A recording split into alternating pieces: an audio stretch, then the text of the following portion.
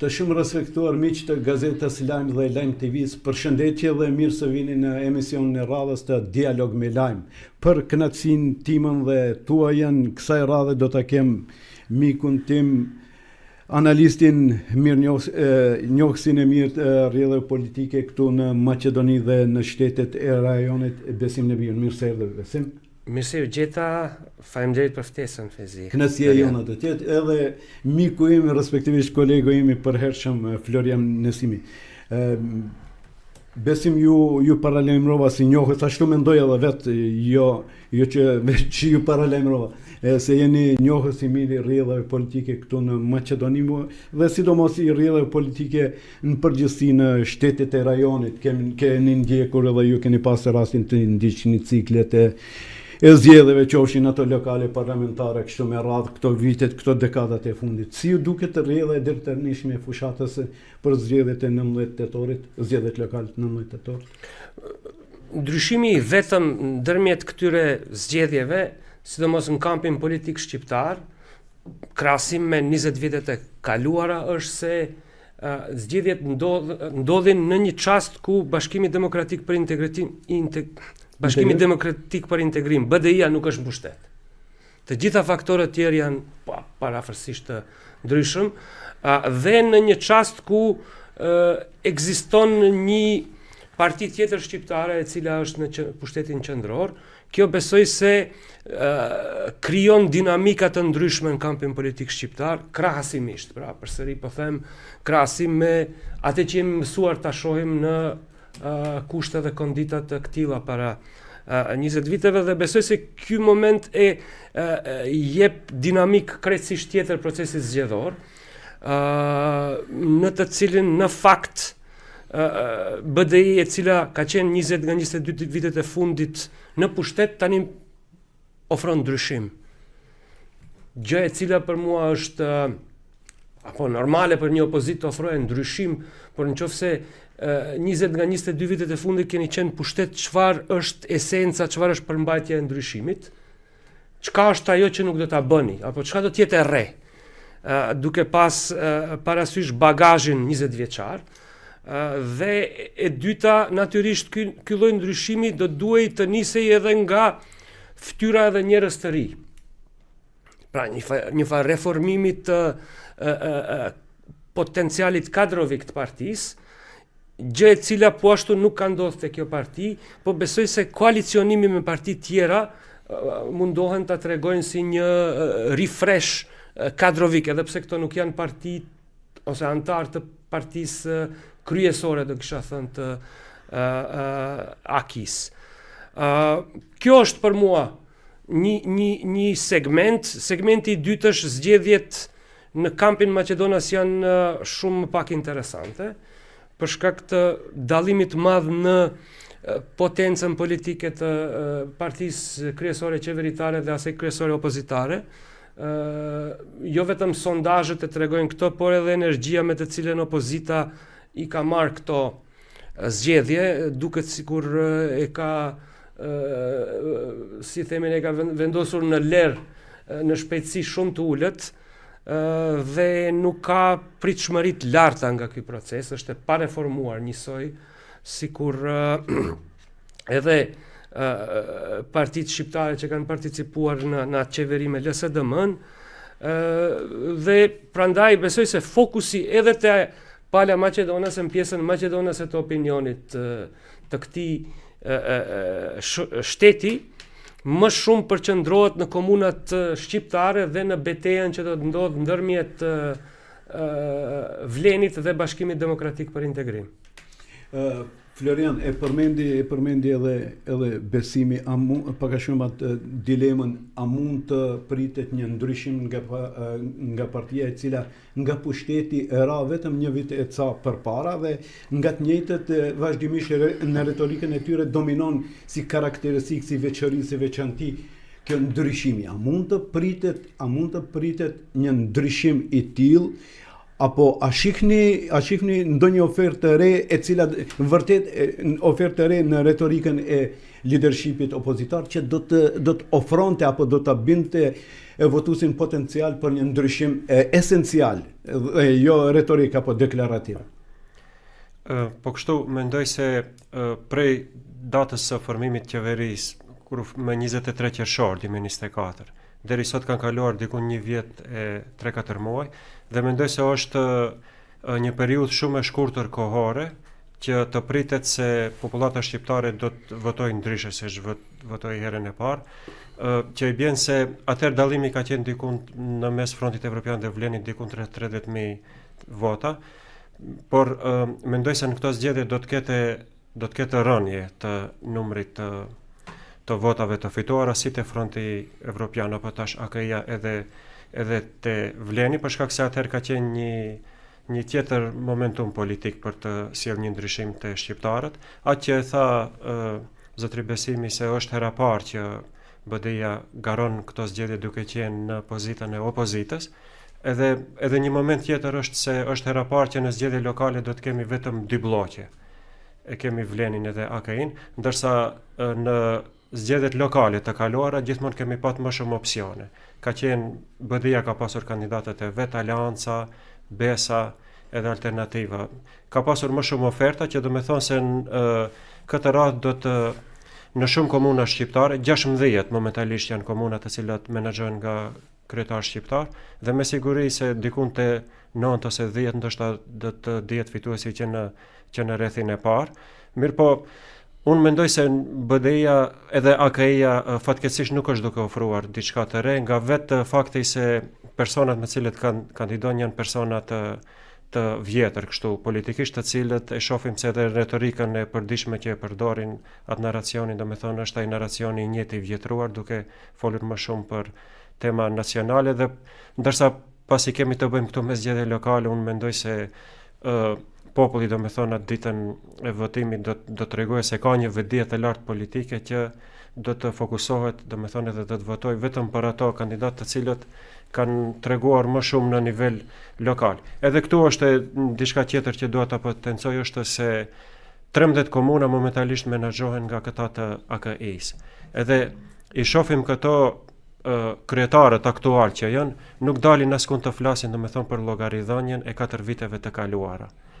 Të vetmi që dalin flasin janë më shumë këto liderët e partive, të cilët mbajnë disa fjalime kështu bombastike për drejtat e shqiptarëve, ndërsa ato vetë nuk garojnë në këtë zgjedhje, ndërsa kandidatët të cilët garojnë, edhe ato që janë aktual, nuk flasin asgjë për problemet lokale. Ndërsa te Vleni kemi rastin domethënë tjetër, vetë liderit e Vlenit janë domethënë persona të cilët kanë kandiduar personalisht dhe mendoj se kjo mund ndikojë te votuesi në favor të Vlenit. Të drejtat kolektive të shqiptarëve i kemi sjellur pikërisht nga ata që luftojnë kaq zëshëm, po mendoj se fuqishëm nuk luftojnë për të drejtat e shqiptarëve deri në pozitën bashkësia etnike mbi 20% sot të quhen shqiptar me një formulim ofendues në kushtetutë. Zoti Besim, përmendet pak atë punën e ofertës e cila në formë dileme se a mund të pritet diçka nga një subjekt politik i cili ka qëndruar në qeveri 22, 3 apo 4 vite dhe tani shtrohet dilema, mund të ofrojë një ndryshim. Mos po këtë hapësirë të cilën është krijuar, mos po e zëvendëson edhe kjo pak kjo konstatimi i disa qarqeve analitike këtu në Shkup dhe sidomos të qarqeve diplomatike se në rritje sipër është ndikimi ka shenja dhe janë paraqitur shenjat e ndikimit rus këtu në këtë kontekst si e veçojnë si subjekt pro-rus Maqedoni, një subjekt Maqedonia e Bashkuar e Janko Baçevit. A është në rritje, shihni ju sinjalet e tilla të rritjes së ndikimit ruso-serb që domethënë me automatizëm edhe serb në Maqedoni? Po, pikëspari, mendoj se nuk është fenomen i ri, është fenomen aq i vjetër sa është e vjetër edhe Maqedonia. Do të thonë, elementi pro-rus në Republikën e Maqedonisë Veriut është një gjë e cila është e ingranuar me dekada me radhë dhe ndikimin pro-rus e shohim si në media, si në sektorin akademik, si në sektorin e organizimit jo qeveritar, po edhe të politikanët, për shkak se politikanët i prodhon shoqëria, nuk dalin ato, nuk vrejnë prej lart. Nuk është vetëm kjo partia që e përmendet, ajo besoj se është e brenduar në mënyrë që haptazi të jetë pro-ruse. Ka një segment i popullatës maqedones etnike dhe disa nacionaliteteve tjera, kryesisht edhe serbët në Maqedoni, janë haptazi pro-rus. Dhe ato mburen me faktin se janë pro-rus. Pra kjo parti natyrisht shkon pas atyre votuesve, mirë po mund të themi se ka parti pro-ruse, haptazi pro-ruse që janë edhe në parlament, Levica është haptazi pro-ruse. E nuk e msheh këtë fakt, ndoshta e kamuflon në disa nuanca ideologjike të majtës, por Rusia nuk udhiqet nga e majta sot. E Levica përsëri del në haptazin në bashkëpunim, edhe me ambasadën ruse, edhe me shtetin ruse, kështu me radhë. Do të thonë këto janë duke artikuluar atë pjesë të shoqërisë, natyrisht elemente pro-ruse depërtojnë edhe në hapësirën shqiptare, dhe këtë duhet ta konstatojmë jo për shkak se është tabu, për shkak se nuk duhet jetë tabu. Do me thonë, në mediat, në politikën shqiptare, në kampusin etnik, në shoqërinë shqiptare të Maqedonisë, Kosovës, po edhe Shqipërisë, kemi rastet e dokumentuara të ndikimit rus nëpërmjet kanale të ndryshme. Njëri kanal është natyrisht kanali pro-serb, për shkak se politika oficiale pro-serbe dekada me radh, po ashtu ndjek vi pro-ruse. Dhe me thonë, ndikimi rus është shumë i thellë edhe në ekonominë, edhe në politikën, edhe në shoqërinë serbe. E dim sa shumë ka ndikim shoqëria dhe bota serbe në Republikën e Maqedonisë Veriut, në Bosnjë, kështu me radh, këtë kemi në raportet e State Departmentit Amerikan, në raportet e Bashkimit Evropian, kështu me radh. Neve na mbetet jemi koshient për këtë punë, se jo të gjithë të cilët tregohen si patriot dhe janë të zëshëm rreth drejtave të shqiptarëve, rreth ardhmërisë shqiptare, jo të gjithë janë e bëjnë për hesap, ose janë të sinqert në drejtim, disa e bëjnë edhe për hesape të ndryshme, në të cilat besoj se donjëherë ka gishtë edhe Rusia.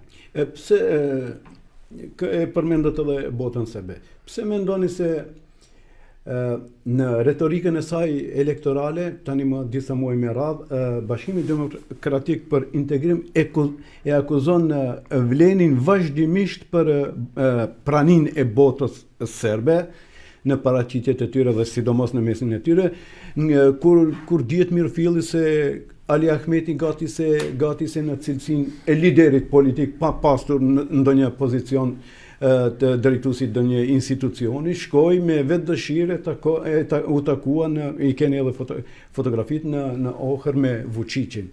Pastaj në kohën e fundit tani kishte edhe një 2-3 preskonferenca të Vlenit ku e akuzojnë pikërisht afërmit e familjar të Ali Ahmetit se po i shesin aksione bankës që është e afërt me vetë Vučićin. Pse dominon të këto bota serbe? Në atë periudhë, Fezi, zoti Ahmeti nuk është mbajtës i asnjë pozite të lartë shtetërore, ndërsa takohet me presidentin e gjithë fuqishëm të shtetit serb, duket sikur është iniciativë e zotit Aliu se i bën qejf të takohet me presidentin serb, për shkak se nuk ka ndonjë arsye tjetër pse ishte takuar. Derisa mund ta kuptoj pse për shembull zoti Osmani takohet, se është ministri i punëve të jashtme, është çështje protokolare. Edhe te bujari e keni aty që e akuzojnë për 11 herë gjatë mandatit ka qenë në Beograd dhe asnjëherë gati se nuk është takuar me kreun apo leadershipin institucional të Kosovës. Këto janë fakte. Domethënë neve këtu flasim për opinione, opinioni është i lirë, mirë po fakti është fakt dhe është i pandryshueshëm. Sikur që është fakt se PR-i i BDI-s në këtë zgjedhje përdor argumentin e botës serbe duke i referuar një raporti të Komisionit Evropian për Maqedoninë. Mirë po e dini për cilin vit është ai raport? Për vitin kur ishin ato në qeveri? Vitin 2023, do të thonë jo 2024, do të thonë çdo gjë që është e përfshirë në atë raport, si kualifikim, duke u nisur edhe nga konstatimet se politika, shoqëria në Maqedoni është e ndikuar nga interesat dhe nga interferenca ruse, kanë të bëjnë me vitin 2023, vit në të cilin Bashkimi Demokratik për Integrim është plotësisht në qeveri dhe është faktor shumë i rëndësishëm në qeveri. Kontrollon pozitat fuqishme dhe siç e shohim merr pjesë edhe në formulimin e politikave të këtij shteti dhe përfaqëson apo e pam fotografitë e kështu me radhë. Pra duhet që opinioni ta ketë të qartë atë në të cilën thirret BDI-ja si argument për botën serbe në Republikën e Maqedonisë Veriut i referohet periudhës kur ajo ka qenë faktori kryesor politik, sidomos tek shqiptarët në Maqedoni. Pra jo për këtë periudhë 13 apo sa e tha Florian 15 muajshë në të cilën një parti tjetër, një formacion tjetër është në pushtet. Pra duhet që ta ndajmë shapin prej sheqerit, duhet ta shohim cilat janë faktet, e pastaj secili për vete le t'i krijoje opinionet, mirë po kur faktet i krijojmë mbas propagandës, i marrim me anë të propagandës, bëhet e vështirë që ta shohim përtej mjegullit. Këtu pak të kjo ndikimi rus kur thuhet nuk kuptohet edhe si ndikimi serb. Besoj lart poshtë e njëjta nuk kuptohet. Mirë po, nëse flasim për Maqedoninë, do me thonë për këto troje, ky ndikim ka ekzistuar gjithmonë dhe këtë askush nuk mund ta mohojë, që nga rënja e Perëndërisë Osmane, nëse kthehemi në histori, kur Maqedonia ka qenë pjesë e mbretërisë serbo-kroato-slovene, pastaj Jugosllavia parë, vjen Jugosllavia komuniste, deri në vitin 1991 këto troje kanë qenë të kontrolluara në aspektin edhe shtetëror, pjesë e një bote serbe, ti themi. Edhe prej vitit nga pavarësia edhe të njëshit deri sot, të gjitha qeverit lart poshtë kanë qenë pak kështu, është më pro-serbe, përveç një periudhës 1998-2002 kur kryeministri ish Lupsho Georgievski, ai duket ekziston ashtu një bindje se ka pasur kështu më shumë bindje pro-bullgare. Mirë po, qeveria e kaluar, do me thonë që akuzon këto të tanishmit, duhet ta ketë parasysh se pikërisht ajo qeveri është e cila Maqedoninë e futi në një union doganor me Serbinë, në kuadër të Open Ballkanit, bashkë me Shqipërinë. Edhe nuk ka më fakt, do me thonë, të më relevant që dëshmon këtë se qeveria e kaluar ka qenë një qeveri pro-serbe, nga veç shkaku se unioni doganor, nëse i shohim dhënat, statistikat e eksportit dhe importit, dhe nëse ekziston një union doganor, dihet aty se cili është shteti i cili përfiton. Serbia është që do të përfitonte. Dhe në këtë rast, do me thonë, ka qenë i vetmi Albin Kurti, i cili ka folur për këtë çështje, edhe i cili mund të them na ka shpëtuar edhe neve me vetë faktin se Kosova nuk e bëri pjesë të Open Ballkanit dhe Open Ballkani dështoi. Edhe prandaj tash më duken shumë të dyshimta këto sulme që ja bëjnë Albin Kurtit, sepse sulmet ndaj Albin Kurtit vijnë pikërisht nga disa mediume dhe nga disa politikanë të cilët donin që Maqedoninë dhe Shqipërinë ta futin në kuadër të Open Ballkanit. Edhe prandaj tash këto që akuzojnë Vlenin se është ndonjë parti e cila pas ka lejuar këto ndikimin serb Maqedoni, është vetëm një demagogji edhe kështu gënjeshtër e kulluar, si më thonë. Vetëm një koment për këtë që e tha Floriani, sepse është shumë gjë e rëndësishme. Një Open Ballkan i tillë është në dobi të Serbisë për shkak se formacioni i Open Ballkanit ishte Maqedoni, Shqipëri, Serbi. Ekonomia e Serbisë është 2 fish më e madhe se sa ekonomia e Maqedonisë dhe Shqipërisë bashkë. Në unionet të tilla fiton çdo herë i madhi, sepse ka potencë më të madhe ekonomike, politike e kështu me radhë. Pra, Open Ballkanin thjesht nëse e shohim, mos kishim qenë Ballkan, kishim qenë në Skandinavi ose në ndonjë rajon tjetër, po mos ta kishim pas këtë histori të dhimbshme që e kemi ndërmjet shteteve të Ballkanit, përsëri si e tillë do t'i përgjigjej vetëm shtetit të madh. Do të thonë, shteti i madh do të fitonte treg, ndërsa shteti I vogël asgjë nuk do të fitonte. Right? Në këtë ekuacion, do me thonë është edhe politikë ekonomike e gabuar.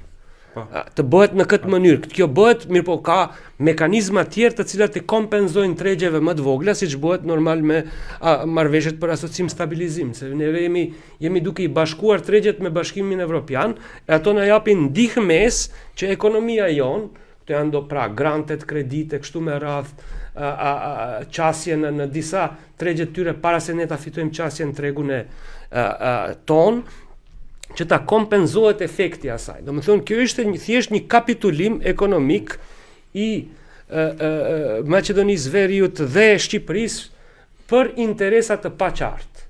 Çfarë do të fitonim nga Open Ballkani, unë nuk e di. Do të fitonim që mund të kalojmë kufirin pa asnjë kontroll policor dhe që do mund të punësoheshin njerëzit nga një shtet në shtet tjetër, po kjo edhe tani nuk është dhe një problem I madh. Në qoftë se doni të punësoheni në asnjërin prej shteteve të rajonit, nuk paraqet ndonjë vështirësi të madhe.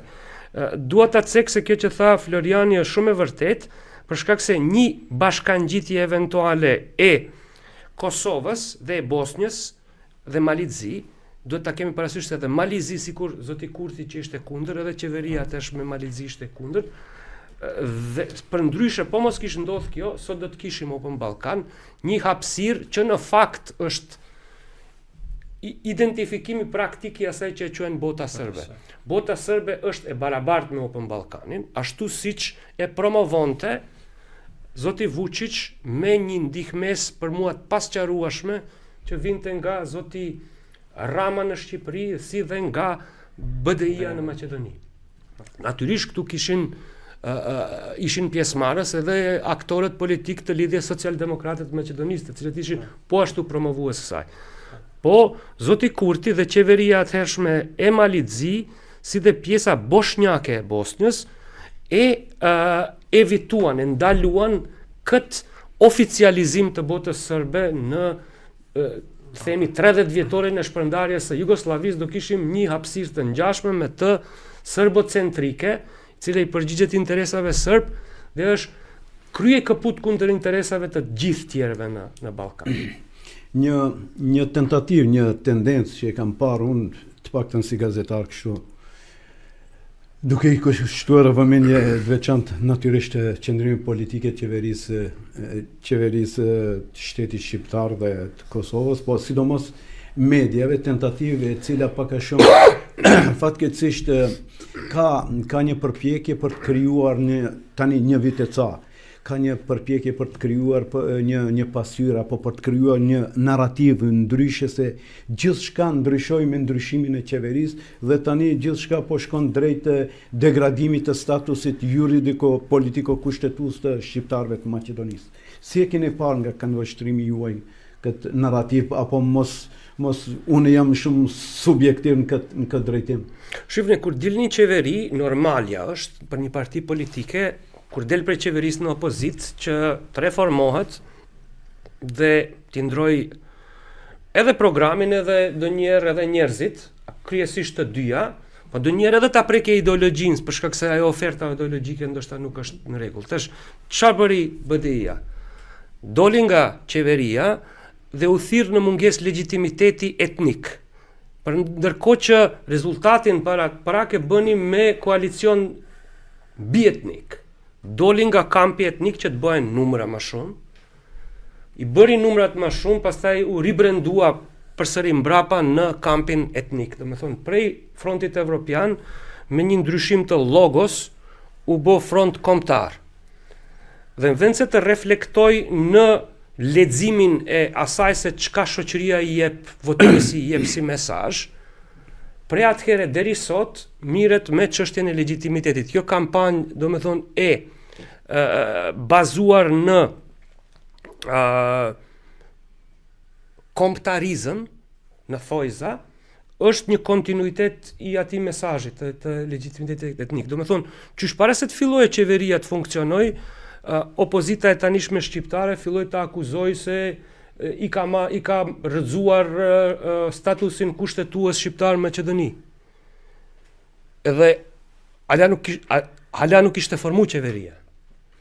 Kur kjo ndodhi, dhe kjo flet pak për autenticitetin dhe përgjithësinë si dhe seriozitetin në të cilin e shprehin këtë kritik.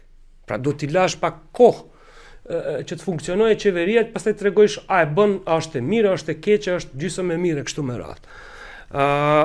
Kështu që nuk mund të mirret seriozisht një politikë e tillë, e cila absolutisht nuk bazohet në fakte, e cila bazohet krye kaput në dëshirën me çdo kusht të jesh pjesë e qeverisë pa marrë parasysh rrethanat dhe që të bësh inxhinjering të shoqërisë duke qenë në qeverisje. Pra, jo ti përgjigjesh nevojave, dëshirave të shoqërisë, të votuesit, shoqëria është votues, po ti ta diktosh shoqërinë dhe ta krijosh ashtu siç don ti.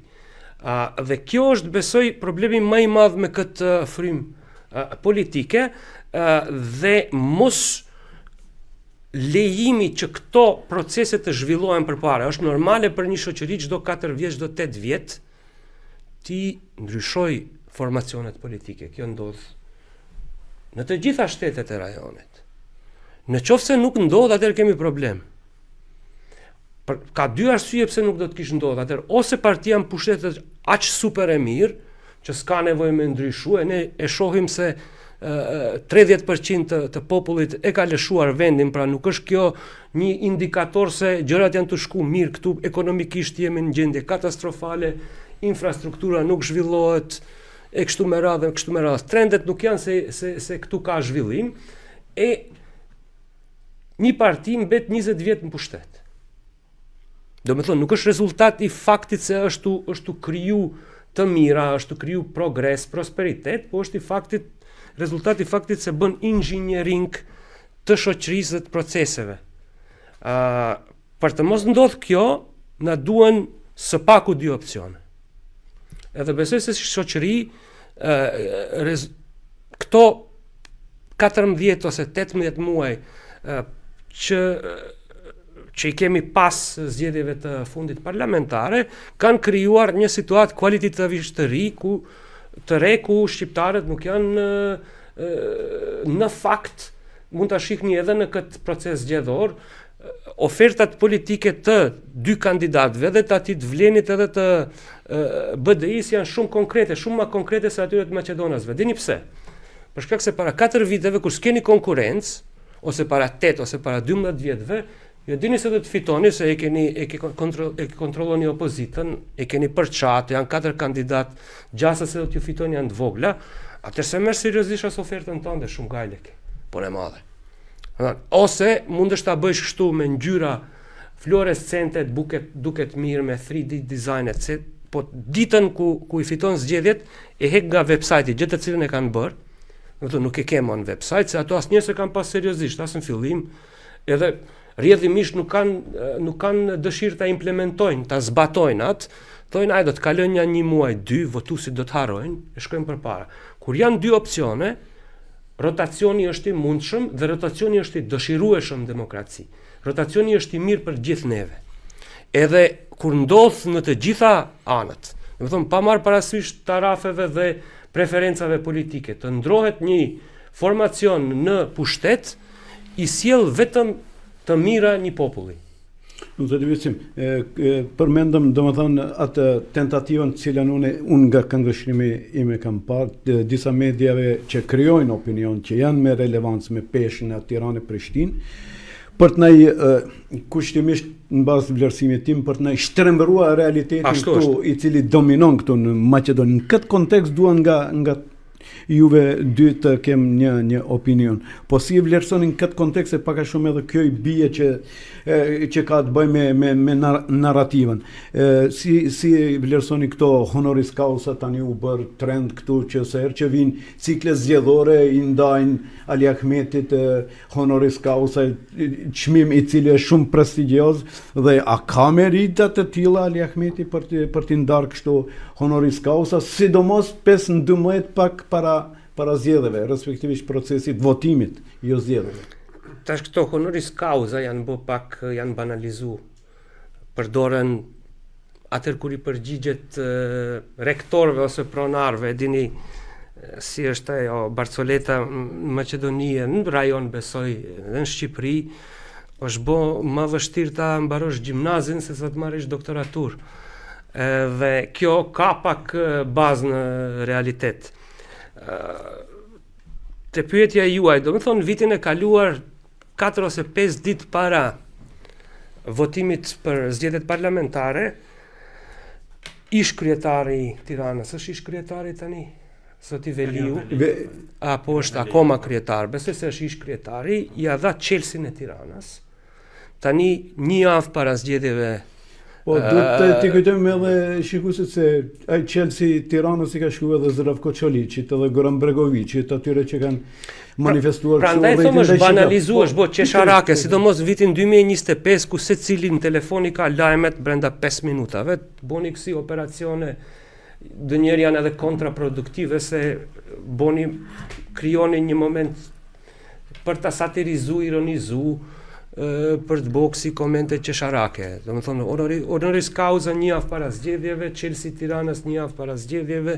Do të thonë atëherë kur ju duhet këtyre do një ndihmë bash javën para zgjedhjeve ju kujtohen institucioneve shtetërore, politike, arsimore, që të akordojnë kësi farloj çmime, lozhe, kështu me radhë, kjo është, po mos kishte qenë qesharake, do të kishte qenë tragjike. Dhe pastaj mendojnë se ne nuk e shohim këtë gjë, ose se opinioni është përdoret prej budallenjve, të cilët i blejnë këto farloj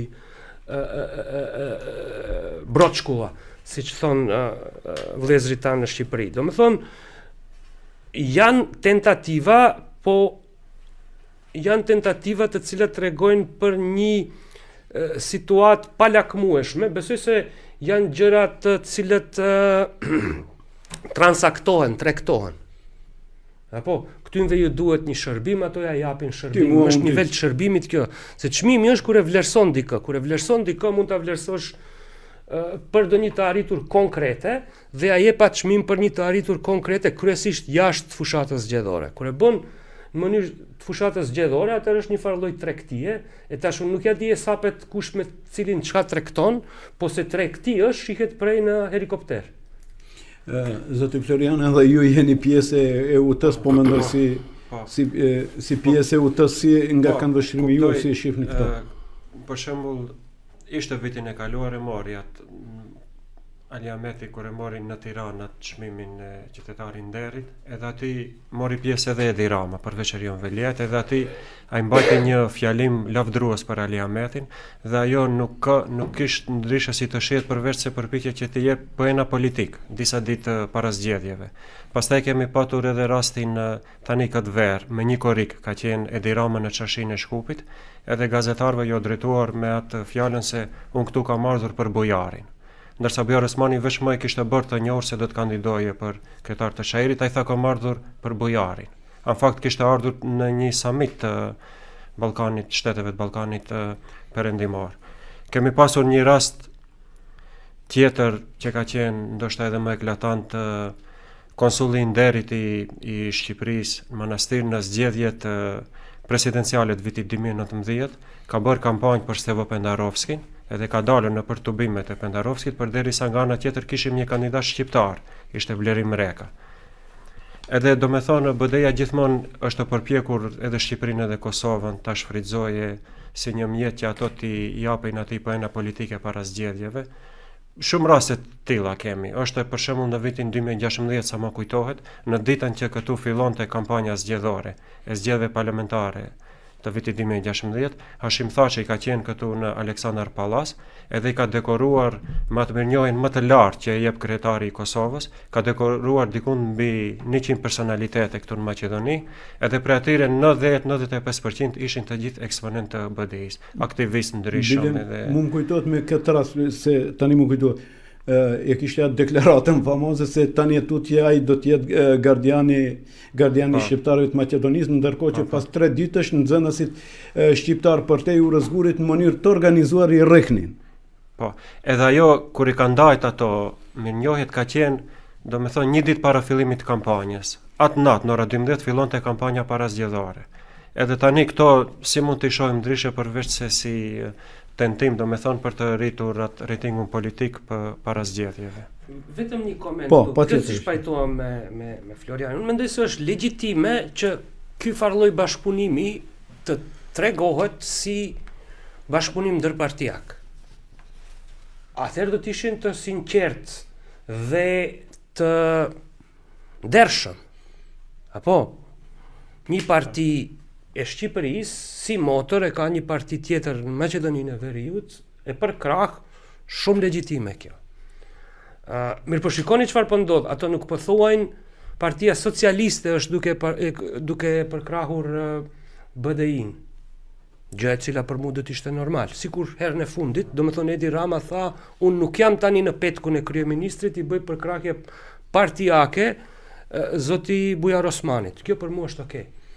Ajo që nuk është okay është që një përkrahje të këtill të vendoset në petkun e kombëtarizmit. Do të thonë shteti shqiptar, institucionet e shtetit shqiptar hyjnë, intervenojnë në kampanjë për shkak se investojnë, kjo është nën teksti dhe narrativa e kësaj. Do të thonë sepse kjo është mirë për shqiptarët. Kjo nuk është manipulim. E para. E dyta, ju shikni kur zoti Kurti e bën po të njëjtën, po në mënyrë shumë më elegante, kisha thënë, sepse ai nuk vjen, nuk ndërhyn, nuk merr pjesë në aktivitete, do të thonë, dhe nuk i përdor institucionet e shtetit të Kosovës për të bërë favore partijake Vlenit, të cilët i ka normal bashkëpunëtor dhe përkrahës i tyre është në Maqedoni. Por asnjëherë nuk ndan çmime javën para zgjedhjeve, mund ta bëjë këtë, po për shkak se merr seriozisht shtetin dhe institucionet të cilat i përfaqëson, as edhe universitetet të cilat i ka të afërta, as edhe vetë nuk vjen në kampanjë, dërgon një mesazh. Kjo është niveli i bashkëpunimit ndërpartijak. Natyrisht kur e bën këto, instrumentariumi mediatik propagandistik i BDI-s, i ndihmuar edhe nga disa kanale të mediumeve, portaleve si dhe televizioneve pro-serbe në Maqedoni, me njëherë e bëjnë lajm të ditës faktin se zoti Kurti interferon në zgjedhjet në Maqedoni. Edhe pse siç thash e bën në mënyrë shumë më evropiane, kisha thënë, se sa që e bën zoti Rama apo eksponentët e tij në Shqipëri, dhe natyrisht prej lajmit të ditës Maqedoni edhe portalet serbe e bëjnë lajm të ditës në Serbi, e zoti Vučić kryesisht i komenton këto gjëra dhe i merr natyrisht për konsum ditë të politikës ditore në Serbi. Tani nga kjo, me retorikën u morëm pak, po më duket më shumë, po e kam patjetër edhe këta ta veçoj nga kjo mozaiku i quajtur retorike gjatë zgjedhjeve lokale. Këto ofendimet, nuk po përmendim emër, ofendimet zagar, shpërthim emocionesh, në rast se shpërthejnë emocionet nuk lirohet nga burgu. Hashim Thaçi, do t'jenë emocionet pa kontrolluara, do më thonë që do t'ketë destabilitet, ky destabilitet mund të shpërthej edhe këtu në Maqedoni. Si ju duken këto retorika? Janë alarm i frikës nga humbja apo diçka ndryshe? Fezin, në proceset zgjedhore, kampanja e ZES ka efekt. Prandaj bëhet, do me thonë teoreticjentët e politikë. Ideologja e din për shka, sepse megjithatë bëhet fjalë për zgjedhje lokale. Po. Du të thonë se është ndoshta edhe ndoshta nuk duket bukur, po është legjitime, për shkak se kur bën kampanjë ZES, në fakt çka e duke mundu me bë atë pjesë të trupit votues i cili ndoshta kish votu për kundërshtarin, ti duke diskreditu kandidatin ose kryetarin, jetu i thonë mos voto për atë rinë shtëpi, kryesisht. Se shumë pak njerëz janë që votojnë aty për aty e ndrojnë partinë ditën zgjedhore, apo. Dhe kjo është roli, domethënë në teorinë politike edhe në praks, roli i kampanjave për këtë arsye bëhen. Apo. Edhe në Amerikë bëhen, edhe në Japoninë, secilin vend kanë kampanja zeza. Po kampanjat e zeza kryesisht nuk e quajnë kundërshtarin zagar. Pikërisht. Nuk është ajo kampanje zezë, ajo është një ofendim kështu elementar, të themi. Mos përdori edhe unë tash të hyj në të njëjtën valle duke përdor fjalë tjera, sepse nuk kryen ndonjë punë ajo. Zotit Ahmetit fakti që i ofendon. Jo, po, nga reagimet që nuk kryen punë. Nuk i jep doni përparësi, domethënë është ose rezultat njerëzit bëjnë ashtu ose kur janë shumë nervoz. Pikërisht. Ose kur duan ta frikësojnë dikë. Tash unë nuk shoh se dikë mund ta frikësojë me atë lloj mesazhe Zotit Ahmetit tash në këtë situatë vitin 2025, pra mund të vijmë përfundim se është kjo e para. Kaq kisha thënë, unë mendoj se më bëjnë mirë liderët e Vlenit që nuk e kthejnë me atë fjalor. Kjo është një shenjë e pjekurisë tyne edhe njerëzore, edhe intelektuale, po edhe morale, që s'duhet me përdor ashtu fjalë. Ne nuk përdorim ashtu fjalë kur ulemi të pim kafe me miqe, shoke, akraba, pse ka nevojë në kampanjë ta quajmë njërin zagar. Kur e quajnë njërin zagar te ne në për rrugë, dihet se çka vjen pas asaj. Dhe është për mua mungesa maturisë që të përdoret së pari asnjë lloj fjale e dyta sidomos të përdoret në hapësirë publike ku keni 10-15.000 persona para juve. Aq kisha për të thënë për këtë çështje. Zoti Florian, edhe ju e për juve e njëjta gjë, vetëm atë e dua dimensionin. Çka ka dashur ta rri leadershipi me përdorimin e kësaj retorike kaq ofenduese që po e konstatojmë? Unë mendoj se e para është frika nga humbja, edhe dita normalisht dëshira për nevoja e madhe për të fituar. Për shkak se ato bëjnë edhe sondazhet e mbrëmshme i kanë, edhe aty e shohin ato se ndoshta nuk qëndrojnë mirë, edhe për ato është e papranueshme mos qëndrojnë mirë, posaçërisht kur në koalicionin e tyre e morën edhe Arben Taravarin. Momenti kur erdhi Arben Taravari te Fronti Evropian që quhet atëherë, edhe ekzistonte një bindje se tash Vleni do të shkatërrohet. Do të ngelin me 7 deputet, edhe do të shkatrohen, mirë po ndodhi e kundërta. Vleni jo se nuk u shkatrua, por e kam bindjen se si doli Taravari më duket se u bë edhe më i fuqishëm. E tash Ali Ahmeti i din këto punë me siguri, sondazhet më mirë se ne i din ai këto gjëra, edhe ndërsa periudha prej një viti e 4 muaj një qeveri, do me thonë, është një periudhë shumë e shkurtër që te populli të krijohet ndonjë opozitarizëm i madh. Se ndë është, si me thonë, fillim. Minimum duhet kalojë gjysma e mandatit ose 3 vite që të fillojë populli të krijojë ndonjë mlef. Edhe nuk ka ndonjë opozitarizëm të madh të shoftë shqiptarët ndaj Vlenit, edhe me këto fjalor ato përpiqen që votuesit e tyre ti ngjallin, do me thonë sa më shumë që ti mbanë më aktiv të mban edhe që ajo aktivizmi i tyre të vazhdojë deri ditën e zgjedhjeve, të ngjallin kështu emocionet te votuesit e tyre. Kjo mendoj se është arsyeja, për shkak se edhe e them arsyeja është e frika nga humbja, për shkak se Ali Ahmeti në të kaluarën, të jemi të realt, nuk ka përdorur kështu fjalori. Bile ka ekzistuar bindja të shqiptarit e Maqedonisë se PD-SHja me nduthashit është ajo e cila përdorën fjalor ofendues dhe prandaj PD-SHja asnjëherë s'në fiton. Për shkak se lideri i tyre është kështu, përdorën kështu fjalorin, ndërsa Ali Ahmeti është ai plaku i jurt i cili nuk ofendon asnjëherë, edhe prandaj edhe fiton. Edhe ky fjalor i tanishëm, do me thonë na ngrin dyshime se vjen si pasojë ndoshta e frikës nga humbja e zgjedhjeve.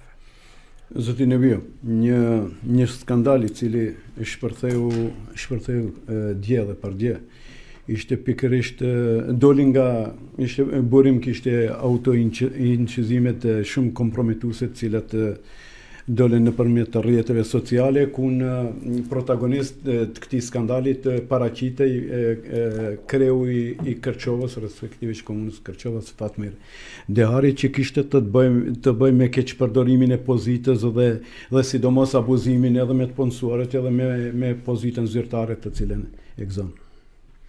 Unë do ta kisha analizuar dimensionin politik të kësaj. Është hera e parë që skandal i lidhur me keqpërdorime duke përdorur përgjime, bisedat përgjuara del javën e zgjedhjeve. Do të shohim se çfarë efekti do të ketë te votuesi. E pastaj do ta analizojmë ndoshta lidhshmërinë ndërmjet përgjegjësisë personale të politikanit, të zgjedhërit popullit dhe mënyrën si e interpreton sovrani, të them, votuesi atë situatë. Do me thonë është natyrisht situatë e rëndë, një fenomen I cili është I keq, sidomos ndodhen në shoqërinë tonë. Do të shohim çfarë efekti do të ketë të dielën tek votuesi shqiptar, po dhe jo vetëm shqiptar në komunën e Kërçovës, a do të ketë rol në përcaktimin e tyre politik, apo nuk do të ketë rol.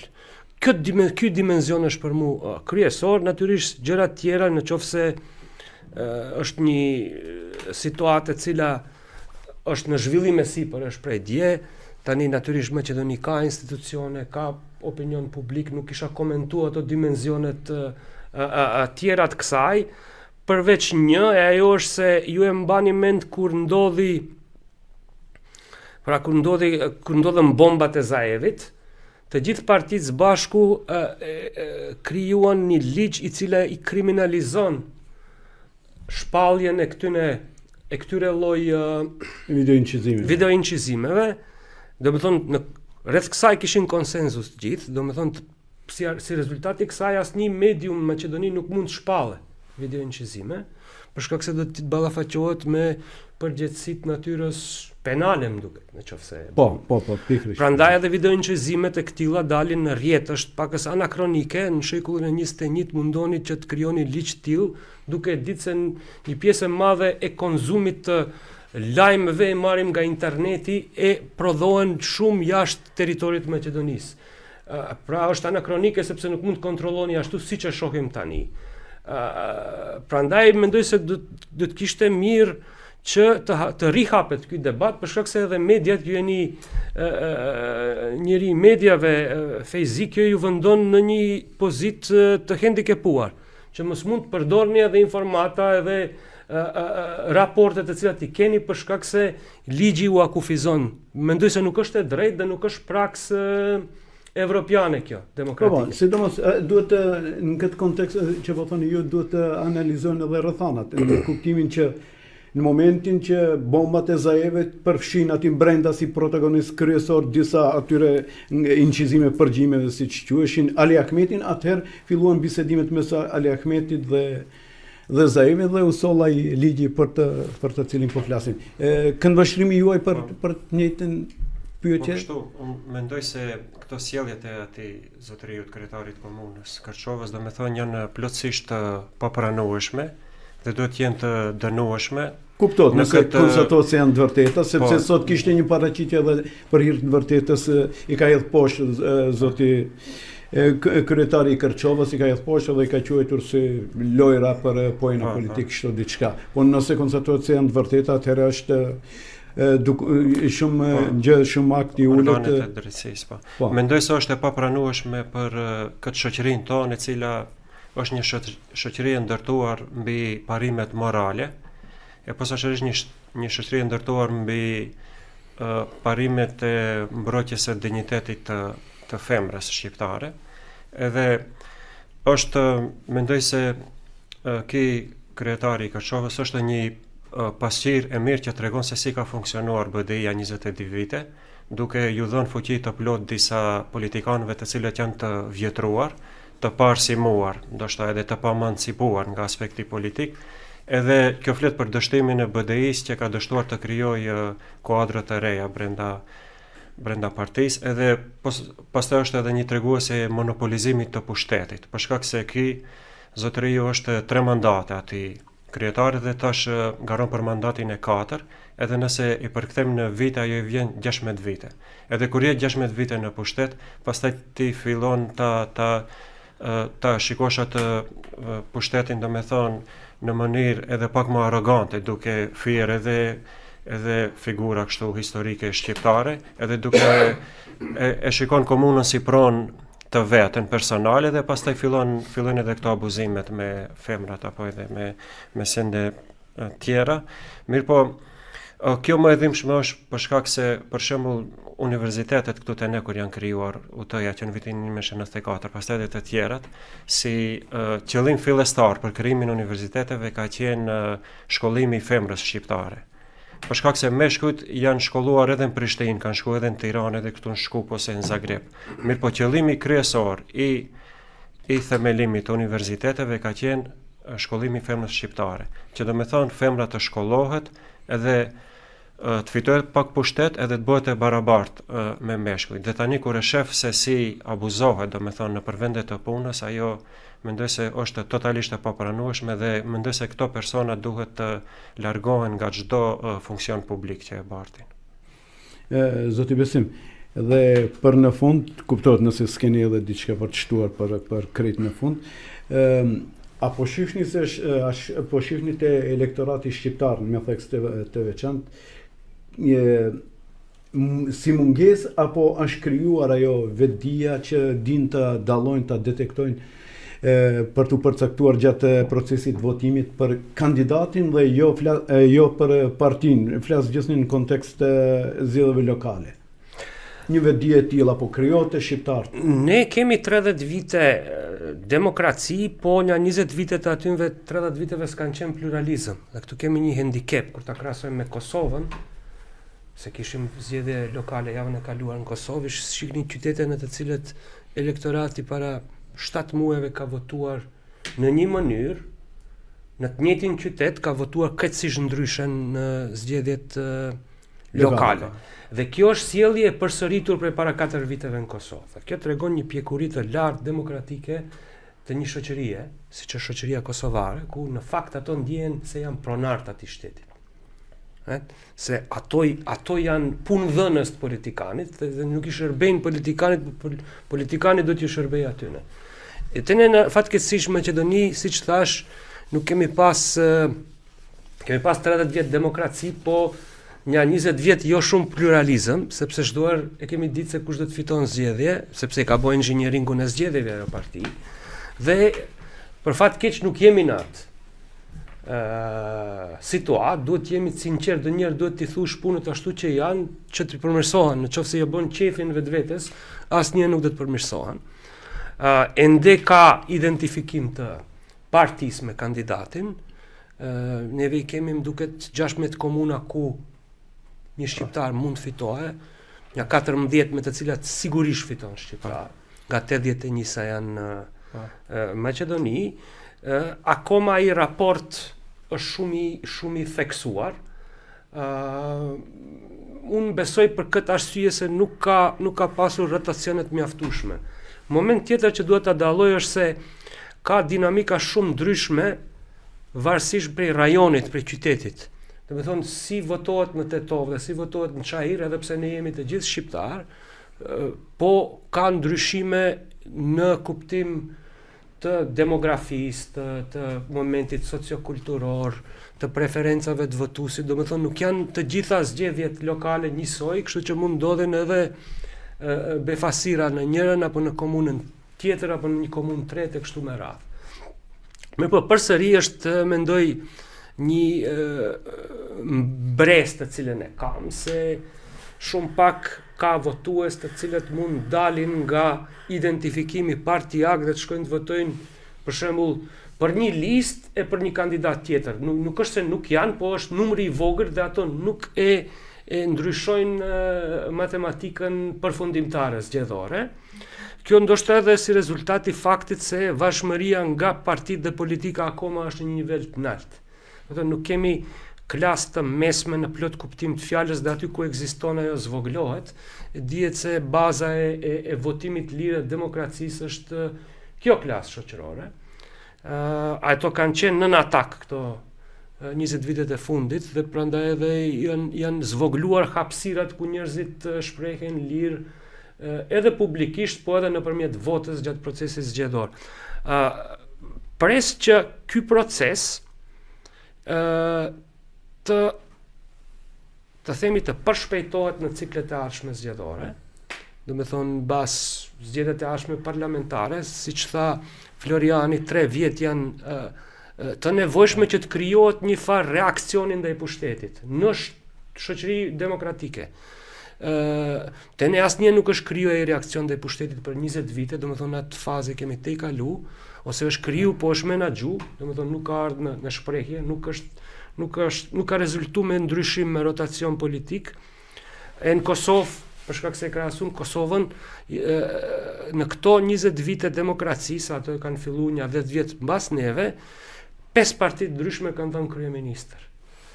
Komuna të ndryshme janë udhëheq nga 3-4 parti. Do të thonë ka pas kohë që njeriu të kuptojë se vota e tij është e tij, ta ndaje nga partia politike dhe interesat e partisë politike, vetë udhëhiqet nga interesat e vetë qytetarëve. Po flasim për Kosovën, shoqëri e cila në matjet e fundit nga organizatat ndërkombëtare relevante tregojnë se shkalla e demokracisë është më e madhe nga të gjitha shtetet. Po unë besoj në rajon është më e madhe. Pikërisht atë po duhet të them, në shtetet. Se për Maqedoni as nuk bëhet fjalë. Jo, në shtetet e rajonit, matjet ashtu, matjet e organizatave ndërkombëtare relevante.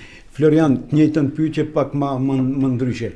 A mendoni se akoma e kanë aq të fortë, aq të fuqishëm, aq të madh ndikimin partitë politike shqiptare te votuesi potencial sa ai ki flet respektivisht votuesit të mos mund ta krijojë atë pavarësinë që të votojë në mënyrë të pavarur një kandidat jashtë ngjyrimit politik, jashtë partisë politike? Fatkeqësisht mendoj se shoqëria jonë shqiptare akoma vazhdon të jetë e partizuar. Do me thonë, thuajse në gjitha poret e shoqërisë, posaçërisht në institucionet. Ne dim se këtu numri shumë i madh i të punësuarve shqiptar në Maqedoni numri i madh që janë punësuar në administratën shtetërore, edhe ato deshtën apo s'deshtën janë të partizuar. Këtu në këtë si hariq ta kemi në këtë zgjedhje, ndoshta është kandidatura e pavarur e Mendyqirës në Strug, megjithëse është e përkrahur nga Vleni, mirë po ai kandidoi vet i pari si i pavarur, edhe shifet se edhe kampanjën e bën diçka duket si vet e bën, edhe do të jetë një test i mirë të shifet se sa vota do të arrijë të merr, apo disa sondazhe thonë se edhe ka gjasa të mira dhe për të fituar, ndërsa përballë ka 3 parti tjera që janë të fuqishme, BDI-ja edhe të di Aleanca. Do me thonë ai garon kundër 2 partive të cilat në zgjedhjet e kaluara lokale kanë qenë e para dhe e dyta. Do me thonë ato të gjithë bashkë janë mbledhur tash, kjo është i pavarur, edhe do të jetë një tregues se sa për shembull votuesi shqiptar, në rastin konkret ai i Strugës, do me thonë do ta merr atë guximin të votojë një kandidaturë pavarur dhe jo në një kandidaturë partijake. Mirë po, mendoj se fatkeqësisht të ne kjo punë ende lë shumë për të dëshiruar, nuk e di edhe sa kohë duhet të kalojnë. Për shembull, ne kemi edhe një defekt tjetër, shumë pak ka kështu lista të pavarura për në këshill komunal. Te Maqedonasit ka shumë më tepër. Vetëm një Tetov për shembull e kemi këtë më mirë për Tetovën, e cila e dim edhe rjedhën si e pa një herë. E treta është, në fakt se patëm edhe në Tetov disa zgjedhje kështu të parakoshme për këshill komunal në vitin 2022. I morën di kandidati fituan, di vende 21-shin, 2022-shin i humbën edhe ato dija. Edhe tash do të jetë, me thonë, edhe për ato kjo treta e vërteta, të shofëm si ka ecur kjo punë. Mirë po them, është e vetmja, edhe në Strug më duket se ka një listë pavarur, më duket. Pikërisht për këtë referoja kur thash në komuna ndryshme, shoqënia shqiptare pak është ndryshe, domethënë Tetov arrihet të artikulohet një rrymë pavarure e shoqërisë e cila nuk varet ndoshta në mënyrë praktike nga partitë për punësime, për avancime, për favore, për biznese kështu me radhë, pak është më i madh qyteti, edhe është qytet me shumicë shqiptare ku një pjesë edhe ekonomia funksionon ashtu, ndryshëm prej vendeve tjera. Do të kisha thënë pak më ngjashëm se Kosova se sa pjesët viset tjera me shqiptar në Maqedoni. Këto janë konditat kushtet për të departizuar. Departizimi nuk bëhet me parola apo me dëshira, po bëhet kur të krijohen kushte, e besoj se ato kushte do të fillojnë më në fund të krijohen që pse jo zgjedhjet tjera të ketë edhe iniciativa tjera qytetare, edhe në zgjedhjet parlamentare, edhe në zgjedhjet lokale, po duhet të lirohet pak ambienti, se populli është i friguar për partive, sepse që ashtu ka funksionuar 20 vjet. Punësimi ka shkuar nëpërmjet partisë, biznesi ka shkuar nëpërmjet partisë, e kështu me radhë. Arrohet të them se edhe në Kumanove kemi një listë nga shqiptarët të pavarur edhe kandidatë të garon për kreun në mënyrë të pavarur listë. Edhe Kumanova është pak a shumë shoqëri e tillë ku ka domethënë bazë për politike për një veprim të tillë. Si Tetova, domethënë ka sidomos në qytet mund të organizohen aktivitete ku Edhe mund të fitojnë ndonjë me 6 si thonë deputet, asambleist. Këshilltar, tamam. Tene. Misafir të respektuar, unë ju falenderoj për kohën që ndat për emisionin e radhës e Dialog me Lajm. Faleminderit Fezi, faleminderit.